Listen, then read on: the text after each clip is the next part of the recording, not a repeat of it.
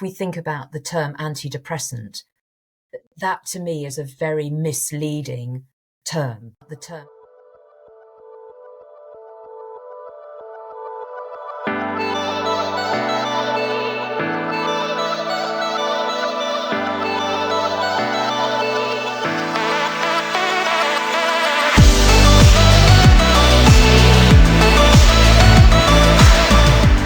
One of the things that I was struck by is how unscientific the approach to psychiatry seems to be lately in recent years, in recent decades, because I remember being taught the scientific method when I was young, and that you're supposed to come into things with no bias.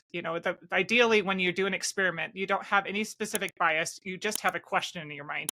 You have a question, you develop a hypothesis, you design an experiment that hopefully keeps bias out of the equation, and then you are open to whatever the results are. And one of the things that I have noticed, and I think some of it has to do with the messaging, we have words like anti-psychiatry. If somebody is questioning what's going on in generally in psychiatry, they are described as anti-psychiatry. If somebody is not responding to drug treatment, they are described as treatment resistant. Instead of language describing withdrawals, they gave it a name of discontinuation syndrome. I feel like there's a lot of language manipulation that is designed to keep us in this medical model, and anybody who questions the medical model is pushed to the outside and identified. And it instead of feeling scientific, it feels more like a religion to me, because it feels like a dogma. And if you question the dogma, you are a heretic. And so I wanted, and you've experienced this significantly more than I have in your work, and all you're doing is just trying to present the facts. You're just presenting the information. Can you talk about what the reaction is that you've had, especially when you wrote that, the paper initially, and now your book? Yeah. So just coming back to the point that you make about language, though, first, because I think that's really interesting. So if we think about the term antidepressant, that to me is a very misleading term. The term antidepressant, that to me is a very misleading term, because we don't have drugs that target depression. We have no idea what's going on in the brain, if anything specific, when people feel depressed, and we have no idea what the drugs that we call antidepressants are doing and whether they bear any relationship to any of those processes. So to call a drug an antidepressant is really misleading. And on top of that, drugs that we call antidepressants come from lots of different chemical classes and produce lots of different sorts of effects. So it's very unlikely, it seems to me, that they could be working on a single mechanism, if such a thing exists. So you're absolutely right. The problem is that so many assumptions are embedded in the language that we use in psychiatry and mental health.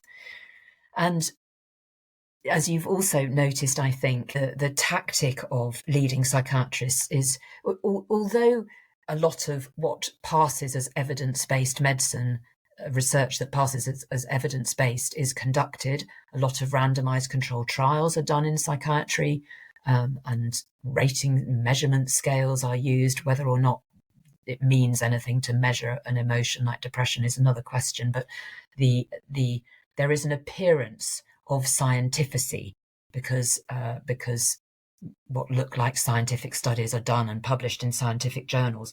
But even though that is going on, if you listen to a leading psychiatrist talk about depression or antidepressants, most of what they do is just declare what they think. So they will say, but antidepressants work. We know they work. Antidepressants save lives, they say, as if these things are completely clear and well established.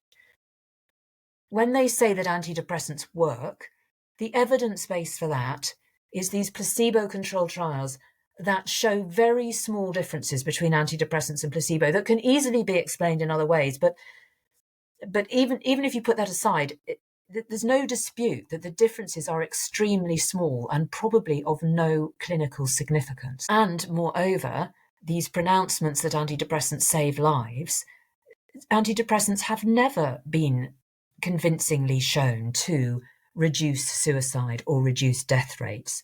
And indeed, the evidence suggests that in younger people in particular, antidepressants can increase the risk of suicidal behaviour slightly. I don't want to overemphasize that point, but there is fairly consistent evidence now that there is an increased risk of suicidal behaviour in young people in particular who take antidepressants.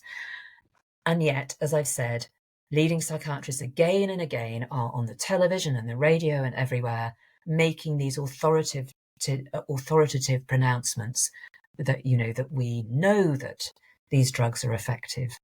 We know that depression is caused by brain chemical problems or inflammation or some sort of biological abnormalities, they say. And then when you start looking at the research in detail, it doesn't support those pronouncements at all. Well, and one of the things that's odd to me, it's very ironic, is that often people, instead of actually addressing the substance of what you're talking about, so instead of addressing the substance of your paper, and instead of truly addressing it, the tactic seems to be attack the messenger, and impugning the character of the messenger and the motives, impugning the motives. And those of us who are trying to help people are not getting wealthy this way. There are easier ways to make a living than to go out there and try to attack a gigantic behemoth establishment. There's a genuine desire to help people, and to help people, my experience has been people will accuse me of being misdiagnosed. And I say, well, what constitutes an accurate diagnosis? All of these diagnoses are based solely on symptoms that are self-reported. And every single psychiatrist, I saw over 8 psychiatrists, every single one reaffirmed my diagnosis based on their criteria. So, and when you were, I think you talk about in your book that when you brought forth your information, you were, excited at first because people, you were happy to present the information that you'd done a lot of research. You had a team of people that were doing all of this research on this, and you were looking forward to being able to share this with the public. And then very quickly, the tide turned, and you were being, canceled from, shows were being canceled. You were being impugned. Your character was being impugned. So can you talk about your surprise at the way that people reacted?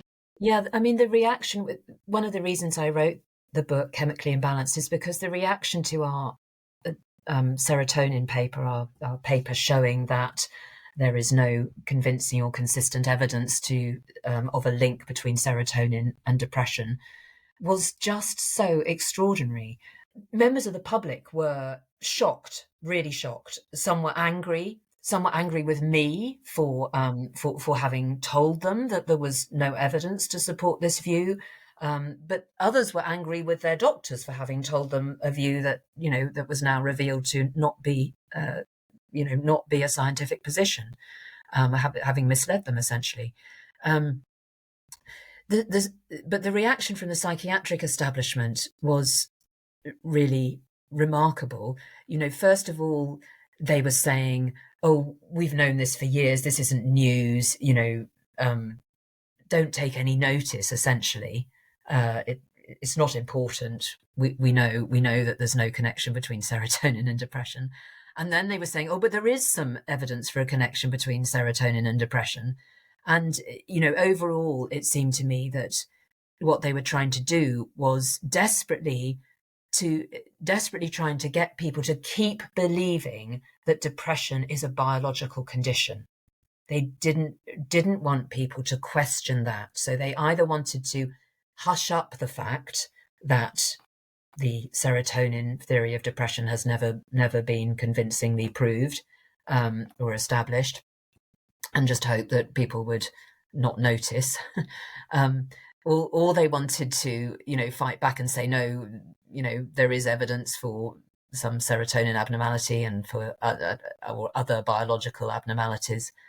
Then, as you say, thrown into that mix is trying to impugn my character, trying to discredit the research, trying to pick holes in the research so that people wouldn't take it seriously, so people would go on believing that depression is a biological condition.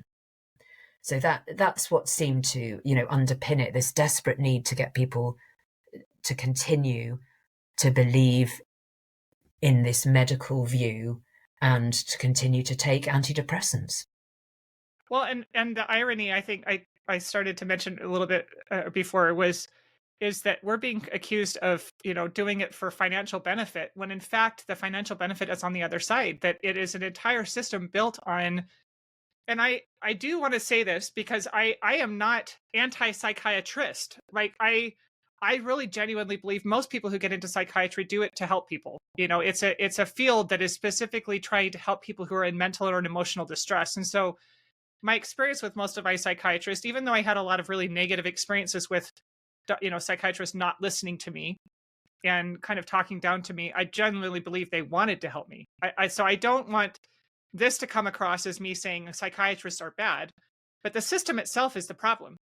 And when it's kind of similar to when when you say that it's not a medical issue, somebody who has been treated for years can take offense at that because their identity has been kind of wrapped up in the belief that they have a medical condition and that they're treating the medical condition with a drug that is supposed to benefit them. I think the same thing happens with psychiatrists, where you are questioning their validity as a medical doctor. And it's interesting too, one of the things that you talked about in your book that I found really, really fascinating, because we're seeing this playing out right now in our country, is that one of the tactics used to try and discredit is to ascribe a right-wing conspiracy to your motives. And it's so ironic because we have, and I'm not trying to align you with RFK necessarily. I don't know where you fall on the political spectrum, but he's a Democrat. He has been a Democrat his entire life. He has been very left-wing. He's, very left-wing in his ideologies all the way through. But now he's being accused of being right-wing because he is questioning medical establishment. He is questioning, one of the things that he's brought up is the issue with antidepressant use in our country. And he's talking about how they are addictive, and people are saying this is a right-wing conspiracy. And it's so fascinating to me that we have, as a society, become so divided politically that all you have to say often is it's a right-wing conspiracy, and people will completely dismiss everything they have to say because they'll just lump them into this group of, right-wing conspiracy, when it actually has nothing to do with politics at all. There is nothing to do with politics. It's talking about the science itself. Yeah, I mean, this is another really remarkable thing about the current mental health landscape at the moment.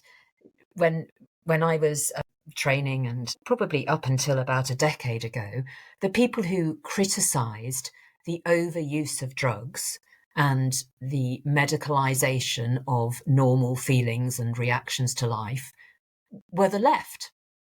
That was a left-wing position, to critique medicalisation and criticise Big Pharma. And suddenly now it's become a right-wing position because many people on the left have backed away from that, and for some reason don't want to be critical of that position anymore.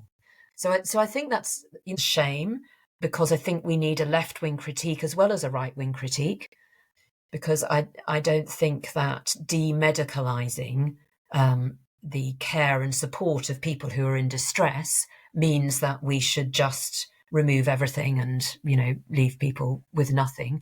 Although I do feel that what we're doing at the moment is probably more harmful than doing nothing, actually, in the long run. So, we need a left-wing position on this, and I don't know how the new administration will turn out in the US, but let's hope. RFK Jr. certainly has some admirable ambitions, from my perspective, to rein in the pharmaceutical company, to make the FDA more independent of the pharmaceutical industry, and to at the very least, question our massive use of antidepressants and consider some of the harms that they cause. All those things seem to be really important things to do to me. So, I wish him well with it.